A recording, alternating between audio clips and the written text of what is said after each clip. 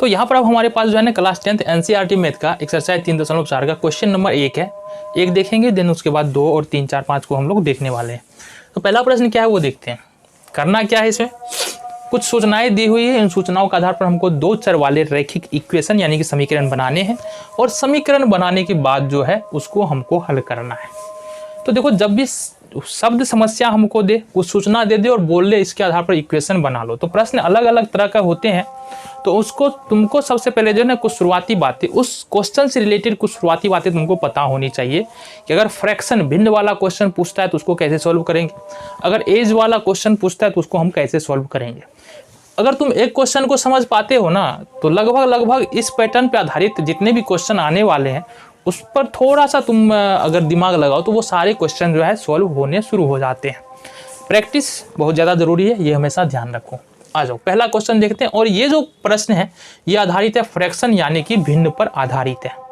तो वो बात करेंगे, यदि हम अंश में 1 जोड़ दे तथा हर में 1 जोड़ दे तो भिन्न 1 में बदल जाती है, और यदि हर में 1 जोड़े तो वह 1/2 हो जाती है। तो भिन्न ज्ञात करें। देखो, यहाँ पर 2 चर वाले रैखिक समीकरण में यदि हम प्रश्न कर रहे हैं और शब्द समस्या है तो 2 बातें कम से कम तुमको बोलेगा निकालने के लिए। अब 2 बातें रहेगा तभी तो 2 चर बनेगा ना। यहाँ पर कितनी बातें हैं, यहाँ पर एक ही बात बोला जा रहा है कि भाई भिन्न ज्ञात कर लो। लेकिन देखो, भिन्न ज्ञात करने के लिए तुमको जरूरी क्या है। अगर तुमको कोई बोल रहा है भिन्न ज्ञात करो, इसका मतलब बोल रहा है कि भाई भिन्न जो होता है ना, जो भिन्न होता है ना, वो किससे बनता है, तुम्हारा अंश बट्टे हर से बनता है। यानी कि एक भिन्न यदि हमको पता हो तो इसका मतलब है हमको अंश भी पता होना चाहिए और हर भी पता होना चाहिए। मतलब हमको अंश और हर दोनों पूछ रहा है। तो यहाँ पर क्या कहा हमने कि 2 चर वाले रैखिक समीकरण में शब्द समस्या जब भी आए तो जो पूछा जा रहा है ना उसी को तुम मान लो। यहाँ पर पूछा जा रहा है क्या, अंश और हर, तो मान लेंगे। हल में देखो, माना कि भिन्न का अंश बराबर x तथा हर बराबर y, ये हो गया हमारा। तो भिन्न बराबर क्या हो जाएगा जरा बता दो हमको। भिन्न बराबर हो जाएगा x बट्टे y, क्योंकि भिन्न बराबर अंश बट्टे हर होता है ना। अंश x है, हर y है, तो भिन्न बराबर x बट्टे y। जितने भी फ्रैक्शन पर तुम्हारा क्वेश्चन आएगा ना भिन्न पर, इसी तरह से तुमको शुरुआत करना है, ठीक है। अब आ जाओ, यदि हर में 1 जोड़, यहाँ पर देखो, यदि अंश में 1 जोड़ दे, हर में 1 घटा दे तो भिन्न 1 में बदल जाता है। देखो, प्रश्नानुसार कहने का मतलब क्या है, भिन्न तो हमारा यही रहने वाला है, लेकिन इसमें क्या कह रहा है, यदि अंश में 1 जोड़ दे, मतलब अंश क्या है, ऊपर वाले में 1 जोड़ दे, हर में 1 घटा दे, मतलब नीचे वाले में 1 घटा दे, तो भिन्न 1 में बदल जाता है। 1 में बदलने का मतलब ये 1 हो जाता है, इस तरह से। यही तो कहा जा रहा है ना, सिंपल सी बात है। अब इसको थोड़ा सा कैलकुलेट कर लो।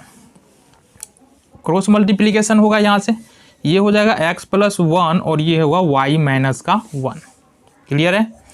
अब देखो, y को इधर लेके आते हैं अपन, तो ये प्लस में इधर आगे y हो जाएगा माइनस में, और 1 को इधर लेके आते हैं, ये प्लस में इधर जाकर आ जाएगा माइनस में, -1 -1। तो ये हो जाएगा हमारा x - का y बराबर -2, और ये हो जाएगा हमारा इक्वेशन फर्स्ट। आ गया जी, चलो बहुत बढ़िया। अब देखते हैं क्या, फिर दूसरी, ये तो केस 1 है। स्थिति 1 में हमको ये बोला जा रहा है। केस 2 में क्या बोला जा रहा है, यदि भिन्न में 1 बदल जाती है, यदि हर में केवल 1 जोड़ दे, हर में केवल 1 जोड़े तो वह 1/2 हो जाती है, तथा हर में केवल 1 जोड़ा जा रहा है, मतलब y + 1 अगर कर रहे हैं तो ये कितना होता है, 1/2 हो जाता है। तो अब जो इसको सॉल्व करते हैं, क्रॉस मल्टीप्लीकेशन करो तो ये होगा 2x बराबर y + 1। कोना कोनी गुना होगा ना, इसको इससे और इसको इससे, 2 को x से गुना किए 2x, y × y प्लस में 1 है तो 1। अब क्या करना है, y को इधर शिफ्ट कर लेंगे तो ये होगा 2x - का y बराबर में 1। ये इक्वेशन तुम्हारा 2 यहाँ से बन गया, ठीक है। दोनों ही समीकरण आ चुका है। आज जो लुप्तीकरण विधि से हल करना है ना, तो करते हैं। देखो, लुप्तीकरण विधि से लिखेंगे समीकरण 1 और 2 से, समीकरण 1 और 2 से। गौर से देखना, समीकरण 1 क्या निकाला है हमने, x - y बराबर -2। समीकरण 2 निकाला है 2x - y, 2x - y बराबर 1। गौर से देखना, y का क्या है, y दोनों ही समीकरण में जो y का गुणांक है वो क्या है, बराबर है, और चिन्ह क्या है, असमान है। चिन्ह क्या समान है, यानी ऊपर भी माइनस नीचे भी माइनस। जब चिन्ह समान आ जाए, गुणांक बराबर रहे और चिन्ह समान आ जाए तो हम क्या करते हैं, घटाते हैं। तो लिखेंगे घटाने पर, घटाते हैं नीचे का चिन्ह बदल जाएगा, यहाँ माइनस, ये प्लस, ये माइनस। देखो y से y कैंसिल हो जाएगा, y से y, ऊपर में माइनस में y, नीचे में प्लस में y। बोले तो ये चिन्ह बदलने का क्या मतलब है कि ये y माइनस में था अब प्लस में है। ठीक है, कट गया जी। 2x में से यदि x निकाल ले तो माइनस में क्या बचेगा, x, और ये 2 और 1 माइनस का 3, माइनस से माइनस कैंसिल आउट, x बराबर क्या बच रहा है, वो 3 बच रहा है। x का मान तुमने यहाँ पर निकाल लिया। अब x का मान 1 या 2 में से किसी में रख दो। तो लिखेंगे x का मान समीकरण 1 में रखने पर, समीकरण 1 क्या हमारा, समीकरण 1 है x माइनस वाई बराबर माइनस का 2। x का मान तुमने निकाला है 3 माइनस वाई बराबर माइनस का 2। इसको शिफ्ट करो इस तरफ, तो माइनस वाई, 3 प्लस में दजाक माइनस में होगा, -2 और -3, ये हो जाएगा माइनस वाई बराबर 3 और 2 माइनस का 5। फिर से माइनस कैंसिल आउट हो जाएगा, y बराबर 5 आ जाएगा। ठीक है, x का मान 2, y का मान, x का मान कितना निकाला है हमने, x का मान निकाला है 3, y का मान 5। अतः